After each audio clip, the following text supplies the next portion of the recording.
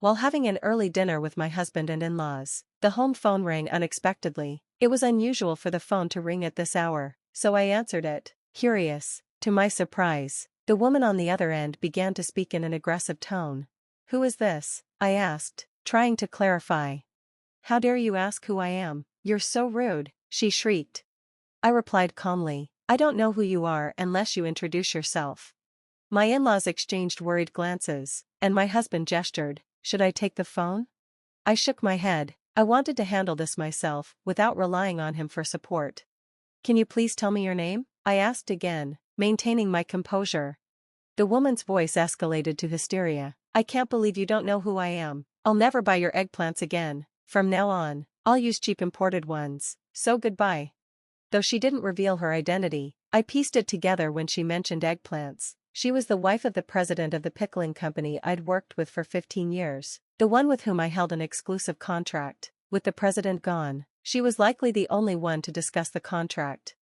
"It's hard to change things so suddenly," I said. "We have an exclusive contract, and the locally grown eggplants are what make our product special, right? Using imported ones might not be a good idea. Idiot consumers can't tell the difference between domestic and imported," she shot back. "I can buy imported ones for less than half your price. You're overcharging." My frustration began to boil over. Overcharging? My eggplants can't be grown anywhere else, and our prices reflect their quality. It's impossible to grow eggplants in a home garden. Selling such cheap vegetables at a high price is criminal. Be grateful you're not getting sued. I'm canceling the contract."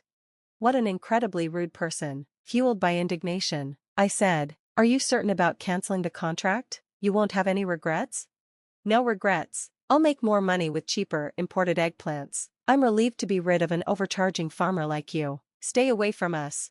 After the call ended, my husband looked at me with concern. "What just happened, Laura?" We heard a woman yelling. "Are you okay?" My mother-in-law frowned in disapproval. I began to explain the situation to my family. "I'm Laura, 49 years old, and I've dedicated myself to farming eggplants for pickling. I've been married for over 20 years to my husband, who is the eldest son of a rice farming family. Our daughter is studying in the city, while our son just landed a job after graduating from college. He says he'll come back when he finds a bride, but I don't count on that too much." My lively in-laws, approaching 80, continue to cultivate rice at their family home, while I and some part-time workers focus on growing eggplants for pickling. I started this journey 15 years ago with the small pickling eggplants that have been celebrated in my hometown for generations. While these eggplants are incredibly delicious, they are notoriously difficult to cultivate, susceptible to diseases and pests that can quickly destroy them. When I began selling them in small quantities at local markets, a local pickle company approached me for an exclusive contract. Given the challenges of cultivation, these contracts offered a significantly higher price compared to regular eggplants on the market. I was thrilled but also anxious about the risk of a breach of contract if my crops failed. My husband reassured me, "We have income from rice, so let's take a chance. If it doesn't work out, we'll figure it out." Thus began my challenge. I tirelessly sought better cultivation methods year after year, working diligently despite numerous setbacks. As the pickling company expanded its online sales, my deliveries of eggplants grew as well. Other companies expressed interest in partnering with me, but I was content with my current arrangement and had no desire to expand.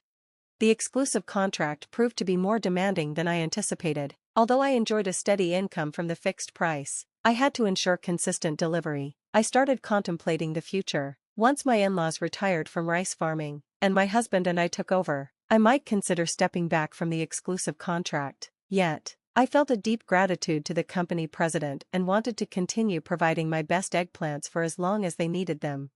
But last month, everything changed dramatically. The president collapsed at the factory and never returned. The president passed away last month, didn't he? It's not even been 49 days yet, my mother-in-law murmured. It was so sudden, she said sympathetically, her expression pained. It's a relief that there's a successor, but he won't be able to take over for a while, right? My husband added. My father-in-law explained. He was training at another pickling company. The president's son, who was to become the next president, was engaged in important transactions at another company and couldn't leave immediately. Meanwhile, chaos ensued at the business as the president's wife suddenly intervened in the proceedings, stirring up uncertainty, something I had only heard whispers about. I wonder if she's unable to mourn her husband's sudden death properly or observe a period of mourning, my mother-in-law remarked. Everyone nodded in agreement, acknowledging the gravity of the situation. I needed to assess the situation. If the contract was terminated unilaterally, I'd be in serious trouble. So, the next day, I called the president's secretary. Laura, did you get the call too? I'm so sorry, you sounded exhausted. Are you okay? Her usually upbeat voice was now heavy with concern. No, it's not okay. I think our company is headed for bankruptcy. I've been let go and can't help anymore. What? You've been let go? I could hear the shock in her voice. She explained that the president's wife was causing all the chaos, lacking any understanding of management. She was making unreasonable demands on business partners and harassing employees. The president had always kept her out of the business because of her selfishness and tough demeanor, but now that he was gone, the company was unraveling. The president's wife envisioned a company that only focused on profit, treating partners and employees as expendable resources. There was no way a business could thrive under such conditions. You should cut ties with them, Laura. You'll find new partners for your eggplants in no time, she urged. But we have an exclusive contract. I wanted to honor it this year out of respect for the late president, I replied. She sighed deeply. I never imagined he would pass away so suddenly. It's truly terrible. Now, because of the president's wife, long-term employees and part-timers are being forced to leave. Older workers can't compete with the younger ones, and she's only interested in hiring cheap foreign labor. Our pickling expertise is what sets us apart. Experienced employees are invaluable, yet she doesn't seem to grasp this. It's best for you to walk away. The call left me shaken. I immediately consulted my husband. Maybe it's time to sever ties. But we have the contract, he replied, looking troubled. Yes, we've exchanged official documents. A few days later, we received formal notice that the pickle company was breaking the contract. What is this? Even an amateur can see this as nonsense, I exclaimed. I had thought the secretary was a decent person, but the documents were so poorly prepared that my frustration boiled over. With both of us resolved to take a stand, we realized that since it was still before planting season, this might be the perfect moment to withdraw. My husband's support swayed me toward quitting, but I couldn't shake my worries about lost income, the part-timers, and all the effort we had put in to get to this point. Things had finally started to go well, and it felt unfair to be pushed out for such unreasonable reasons. Let's think about our income and future later, my husband said. I can't forgive how she treated you, Laura. It's their loss. They can't expect to sell cheap, low-quality imports and still compete with the premium products we take pride in as farmers. That's true. Together, we decided to terminate the exclusive contract and stop delivering eggplants. When summer rolled around, several pickle companies quickly approached us with new contracts. My husband and I carefully evaluated the offers and ended up securing terms that increased our income by about 20%. We found new outlets for our eggplants, and as we busied ourselves with the work, I nearly forgot about the rude president's wife.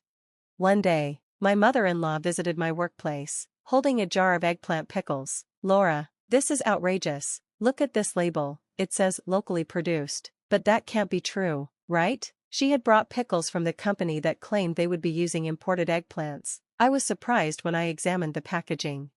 Let's give it a taste, my mother-in-law suggested. My father-in-law, husband, and the part-timers gathered around to try them, and the flavor was completely different from what we were used to. There's no way this is locally produced. For starters, they aren't bite-sized. They're using large eggplants for pickling. They're treating consumers like fools, my mother-in-law asserted, her expression stern. The taste is strange. It's not just off, it's downright rotten. One of the part-timers chimed in. Could it be that the president's wife is lying about the imported products being local? Honestly, I believed she might do something like that. A few days later, during dinner, the phone rang again. Hey, can you pretend you sold me your eggplants? The voice on the other end didn't introduce itself, but I recognized it immediately. It was the president's wife. I don't recall selling you any eggplants, and you're asking me to lie? Yes, if you say so, it'll save our company. Aren't you the one who said you'd never contact me again? That was true, but things have changed. You want money too, right? I can offer you some. It's just a small favor. Her high-handed tone, trying to draw me into her unethical scheme, was infuriating. No, thank you, I replied, hanging up before I could be drawn into her mess. I quickly shared what had happened with my husband and in-laws, and everyone laughed. My husband, in particular, seemed satisfied. She must be regretting her decision already. There's no way your eggplants, and those inferior imported ones, could be compared. After my mother-in-law brought those pickles, I started receiving calls from various people since I had been the one supplying the eggplants. According to reports from the current pickle company, they had received numerous consumer complaints and were even being investigated by the authorities. It seemed they were in serious trouble due to internal allegations of food fraud. A few days later, I received another call. Please testify that those were your eggplants. The police might investigate. The voice, which I recognized from before, trembled almost to the point of sobbing. I didn't sell them, I said firmly and hung up. The following day, a young man who claimed to be the president's son called me politely. I'd like to meet and apologize, he said, and we arranged to meet that afternoon. I asked my in-laws to handle the farm chores, and my husband and I prepared to wait. When they arrived, there were 3 people, the president's son, his current secretary, and the president's wife. The 2 men were very polite, while the president's wife wore a stony expression, skipping any greetings. The son forced her to bow her head, and they both prostrated themselves, rubbing their foreheads on the floor as they apologized. Although I understand the situation, is there any way you could supply eggplants again? The son pleaded, but I had to refuse. I'm sorry, but that's impossible. You terminated our exclusive contract. I felt sympathy for the son, but given the president's wife's demeanor and our new contract with another company, it truly wasn't feasible. He seemed to grasp my honest stance and accepted it. I understand. I'm very sorry about this. We terminated the exclusive contract unilaterally due to our circumstances, so we'll pay the penalty as originally agreed. He quickly began preparing the necessary documents with his secretary. Suddenly, the president's wife's eyes widened in disbelief. What are you thinking? We've been ripped off until now. There's no need to pay the penalty. We got caught this time, but next time we can do better. It's the importer's fault that more than half of the imported eggplants were rotten. If we find a cheaper supplier, everything will be fine.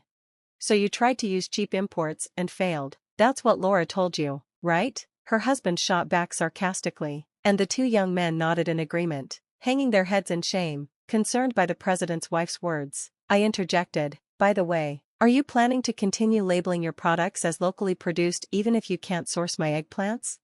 Of course, it's more profitable, and everyone does it, she yelled, showing no remorse. My husband and I exchanged surprised glances. That's when the president's son lost his temper.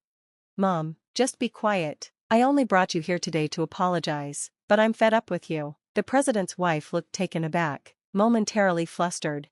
I was just trying to make money. You only think about making money for yourself. That's not how a company should operate. But isn't that the point of a company? Her cluelessness irritated me. Although I run my own business on a different scale, I understand that it's unacceptable to deceive customers just to make a profit. I believe in fostering fair relationships where both employees and contracted farmers like us can earn legitimate profits. It's wrong for only one side to benefit. At my words, the son, the secretary, and my husband all nodded in agreement. You're right, Mom, who doesn't understand that, has no place in the company anymore. I'll cut ties with her. However, she needs to take responsibility for ruining Dad's company. The president's wife seemed genuinely shaken by her son's declaration. For the first time, her face drained of color as she fell silent, clearly stunned. Afterward, the case was deemed malicious, involving intentional mislabeling of the origin. Local newspapers reported that the police had launched a fraud investigation, and it became a significant news story in the area for quite some time. Ultimately, the pickle company went bankrupt, and the president's wife was left penniless and in hiding, abandoned by her son out of fear of prosecution.